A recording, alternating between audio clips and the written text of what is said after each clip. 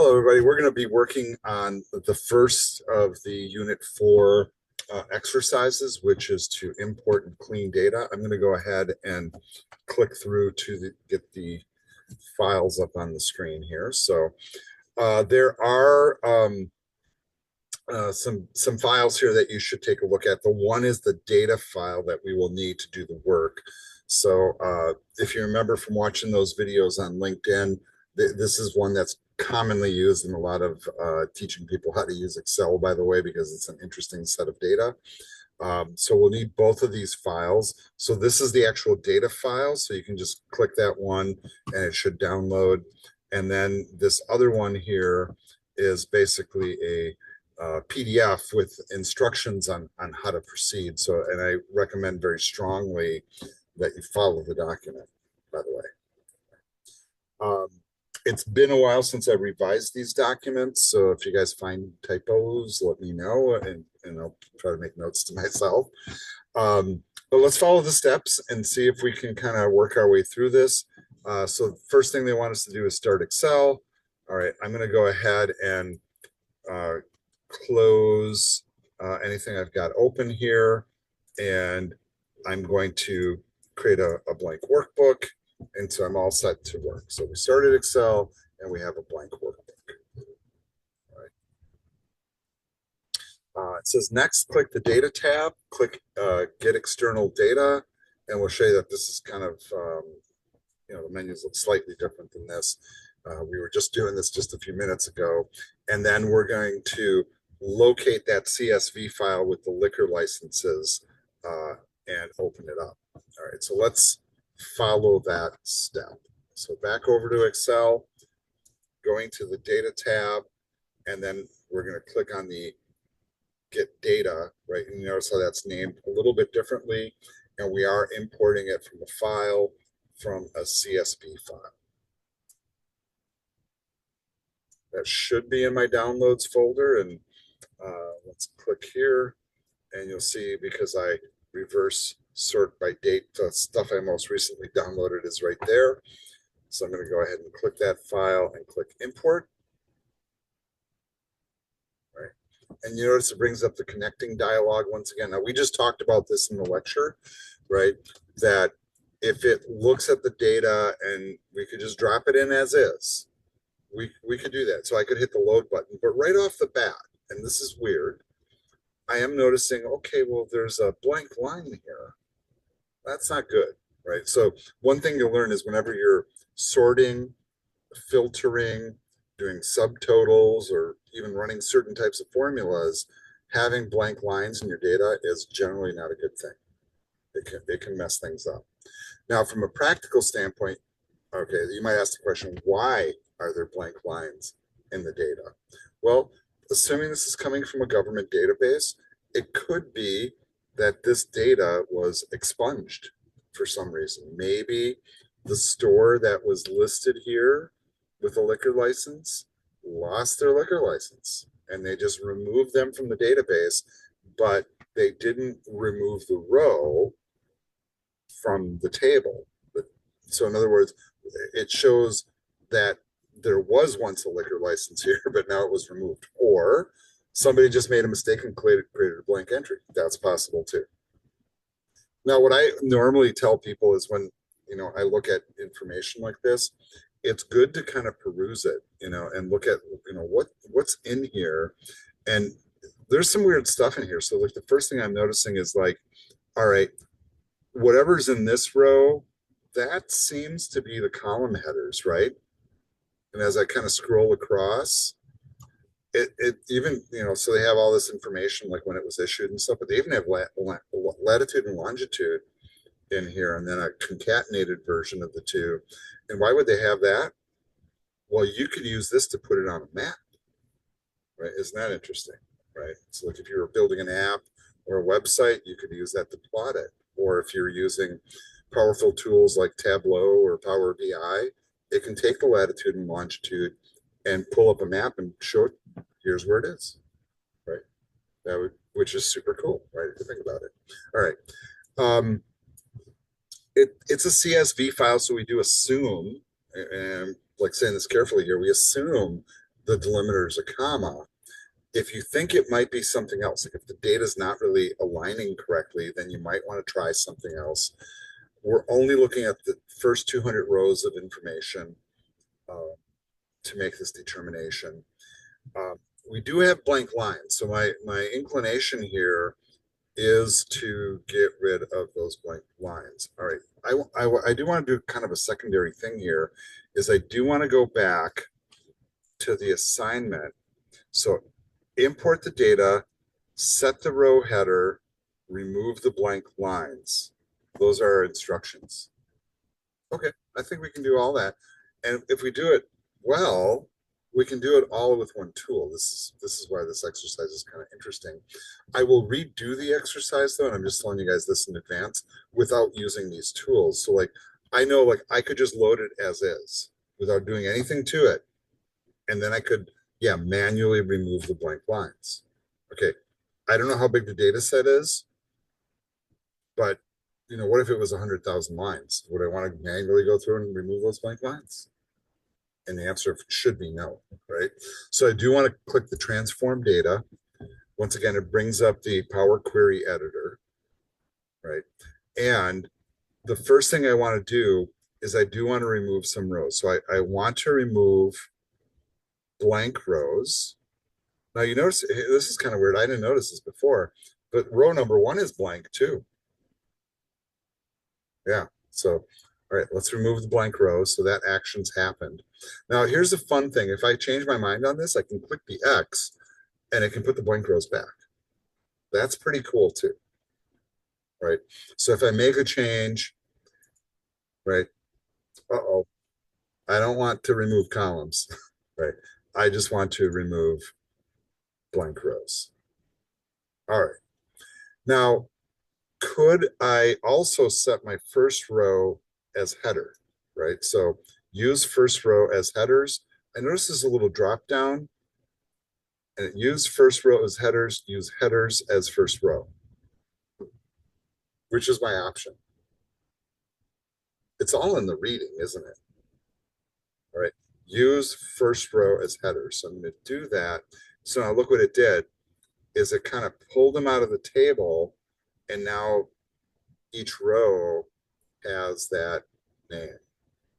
Now, I want you to also notice that if I wanted, I can filter right here, right? So it's got a filter tool at this level. So if I didn't want, if I wanted just the grocery stores that sell beer, I could select those, or the grocery stores that sell beer and wine, I could just choose those, right? So that filter is there. It also has a sort, and I can sort, you know, and actually this isn't a sort, I apologize. This is a data format. This is telling me that this is coming in as text. And then I'm noticing license class code is a number, etc. And then as I go across the columns, it shows me the data formats. Looks like most of them are text. That's a weird one. What's that one? Right? It looks like it's binary information. This one's weird too. Do you guys notice that some of these have nulls in here? That's kind of weird, right? But what I'm really kind of trying to get you guys in the mindset of is when you get data sets, they're not necessarily pretty. They're not necessarily clean. They're not necessarily organized. And when you're working with a data set, it's on you, being the person that's working Excel, to take a look at that data and go, oh, all right, this is messed up. Like a blank row is messed up, right? Not having a header designated is kind of messed up. But also, like I have some of these where it's like license original issue date. Why do some places have one and other places don't? Why is that data missing? This is interesting question. And if we wanted, we could actually do stuff here to fix that. But I think we've accomplished, all right, let's go back to the task list here. We're about to accomplish these. We set a row header and we remove blank line. So I think we're okay. So I think we're ready to close and load. And then what this does is it drops it into Excel in that format. Now you'll notice that it's applying preset styles to this, right? And we kind of learned this, right? Like I can switch the styles if I don't like the ones that they automatically chose for me. I'm not sure I'm really crazy about like necessarily like styling my table. So if you just want it plain text, you can do that. And you can play with this. So there are all these like little shortcut tools in here, and you can see as I hover over them, you can like do stuff to your heart's content, whatever you think looks good, go for it. I tend to like simple things, personally, when I'm looking at data. I just find it more comfortable for my eyes, but there's no necessary right or wrong here, right? So choose what you think is appropriate. If you want, you could define your own styles, whatever, that's on you. But there it is. Did we get rid of the blank lines? Yes, right? Did we import the data? Yes. What was the other thing? Set the header row. That's there. So row one, so it's still a row, but that is seen as a header. All the filter tools are turned on and all the information is there. There are no blank lines. There's only 74 entries and all the data seems to be here. Now you'll notice that we had some things that were listed as null. And it's kind of interesting, right? Because here we have some blank spots. So anything here that was blank is null. Now, I have some curiosities to this, and these are the kind of questions you need to start to ask when you start to work with data, is as you look at this, why is it that, okay, whatever's in the first row, okay, so they don't tell us the company name, so they cross those out, right? I don't know if you guys are catching that, but here's what's fascinating about this set of data. This is a real set of data for King County up in the state of Washington, where Seattle is. So this is an actual listing of liquor license locations. They are obscuring the names of the companies though, right? So this could be like, 7-Eleven, and this might be, the liquor store, and this might be, Sam's Groceries, who knows, right? But why would some not have license original issue date? And here's my guess on this, because they just don't know. When they put this in the database, that place was there well before the database was created. They already have a liquor license. They probably had to renew it at some point, and that's when they renewed it, right? And this is when it expires. So the reason this is probably missing is because they don't have that piece of information. How long have you guys had a liquor license? I don't know, forever. Because it could be like that, right? Businesses pre-exist datafication and databases. So I think that's kind of fascinating. Why does this one not have a latitude and longitude? Well, this looks like an old entry too. That was probably an old entry, but they do have that information. Maybe if I just drop this in like this street zip code into, a search engine, I could come back with the latitude and longitude if I wanted to. Is that really critical? Maybe not. But maybe, if you're trying to map it, I mean, that would be critical if you're trying to map it. But these are the kind of things you look for at the data. Is like, why is some data here? Why is some data not? And any other like weird and anomalous things. Like many of you probably never would have noticed that the company names weren't even there, or that everybody's in the same county or in the same city, right? Etc. So this is how we complete that very first exercise. And of course, what you should probably do, is go ahead and save it as, and we'll call that, I would probably name it unit 4,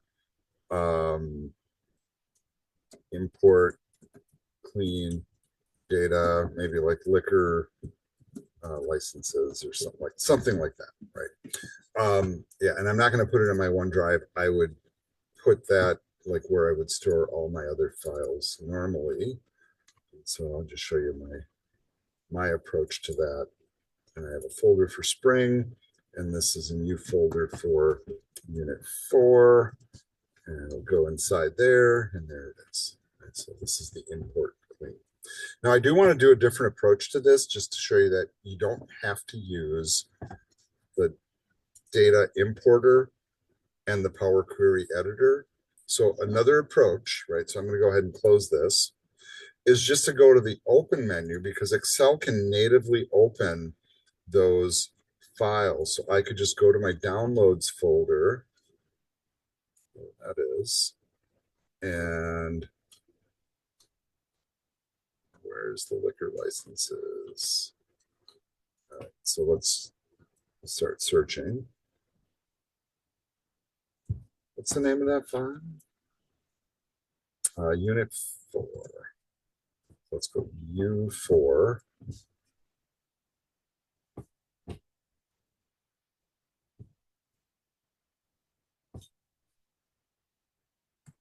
All right, I'm not finding it easily. Is that weird? Yeah, that's a little weird.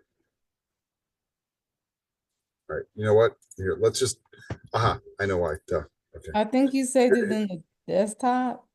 No. Here's the problem, right? So you guys are going to run into this too. It's looking for an Excel file, right? Oh. See this box down here? It says all Excel files. That's not what I'm looking for. I'm looking, well, I could just do all files and it should pop up right at the top, or I could pick CSV and it would find it. But there it is. So I'm just going to open the file directly, skipping the import, right? So I'm not using the import tools. I'm just opening the file. But now all the maneuvers that I did, I have to do manually. So I would have to come in here and I would find all the blank rows. All right, well, all right, let's get rid of the top row. That's an easy one. Then I could kind of make this a header. I'll make it bold, give it an underline. I'll also kind of adjust the data a little bit. But then I could get rid of the blank lines a different way, potentially a different way. So one thing I would do is I would just look at my data first and go, okay, I have a few lines that are, I think, completely blank, but I'm not really sure. So I want to check it. So is that line blank? That line's blank. This line looks completely blank. So the few of them are completely blank. It seems like it's only 3 of them. So I could just do it like this. I'm holding down my control button and just clicking on each one of the row things, and then I could right click and delete. Or, think of it like this. I could also choose one of the columns where the blanks are present. I could run my filter, and this is kind of like what I did on that spreadsheet I was showing you. I could just select the blanks, right? And you notice which ones it's highlighting here. And you notice that they're color coded, so they're part of the data set. And just right click and delete those, and then turn on select all again. So this is the technique that I use often, right? So now I'm just doing it manually, right? Now, if for some reason the blank entries here are problematic, right? I'm going to say it's a job for an intern, but you could task somebody with finding the latitude and longitude if it's really important, right? Or if that original issue date of the license is important. All right. Another thing I want to kind of point out here, and this is, let's just call it maybe superfluous, stuff, but you can also take this row, and we call it a freeze, and I always forget how to do that. So you can like freeze panes or freeze the top row, and I'm going to freeze the top row, and I want to show you what that does. Like if your data is well structured and you have a lot of it, but you always forget what the column headers are, you can do that maneuver. So I highlighted the row. I came up here, searched for freeze, right? It's somewhere on the menus. I always forget where it is. And I froze that top row. So now when I scroll, I can always see what column I'm looking at. That I think that's really helpful too. Right. So what we've done here, and we're right at time now, is we completed the first exercise in unit 4. The other exercise by the way, and I'm just recording it into the video, will require that you watch the video on subtotaling. That one's about an 8 or 9 minute video, something like that. Make sure you watch that before you complete that exercise. But this is Unit 4, the first exercise, import and clean data, completed. And this video ends here, folks.